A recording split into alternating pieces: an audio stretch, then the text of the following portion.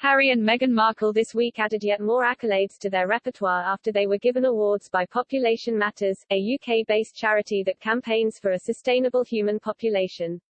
It said it had chosen the couple to receive an award for their enlightened decision to have only 2 children. Harry previously told British Vogue he and Meghan would have a maximum of 2 children, which they now have in Archie and Lilibet. All 4 currently live in the US after Harry and Meghan departed the UK last year. The pair had had a tumultuous few years as part of the royal family, revealing their trials and tribulations during a tell-all interview with US talk show host Oprah Winfrey earlier this year. It soon proved to be a turning point in their relationship with the firm and the wider public, with a clear Team Queen versus Team Harry and Meghan emerging in the aftermath. During the interview, Harry said he felt trapped in the royal family, with no control over his life as it unfolded before him. When asked by Oprah whether he thought he would have ever stepped back from royalty if it were not for Meghan, Harry said, "No. The answer to your question is no. I wouldn't have been able to, because I myself was trapped as well. I didn't see a way out." Shortly after, he added, "Yeah, but, I was trapped, but I didn't know I was trapped. But the moment that I met Meg, and then our worlds sort of collided in the most amazing of ways, and then to see how."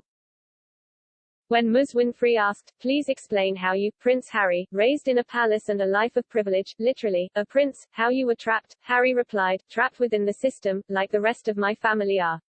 My father and my brother, they are trapped. They don't get to leave. And I have huge compassion for that." Yet, archive reports suggest that Harry's family attempted to protect him from this system and do the very opposite of trapping him. Robert Jobson, a royal author, spoke to several palace insiders for his 2006 book, William's Princess, and wrote of how Charles was overly keen to teach his children to choose love over pressure given his fallout with Princess Diana. Mr. Jobson went as far as to comment, "William has already proven himself determined not to make the same mistake." In order to help his children realize this way of life, one insider told the author that Charles gave Harry and William as much freedom as possible in order to distance them from the royal system. They said, "The prince is not an overbearing man with his children. He knows they have experienced immeasurable pain with the loss of their mother at such a tender age and he in many ways has overcompensated. I am not saying he has let them run wild, but he certainly has not tried to run their lives for them in the way, perhaps, the Duke of Edinburgh did for him." It runs in stark contrast with Harry's assertions. Mr. Jobson added, "Unlike his father, and contrary to the general perception of Charles, William is fortunate to have a parent who is prepared to listen and bend with the times. Charles today happily allows William and Kate to share a room at Highgrove when she stays. He has the loving and sympathetic nature of a man who has suffered."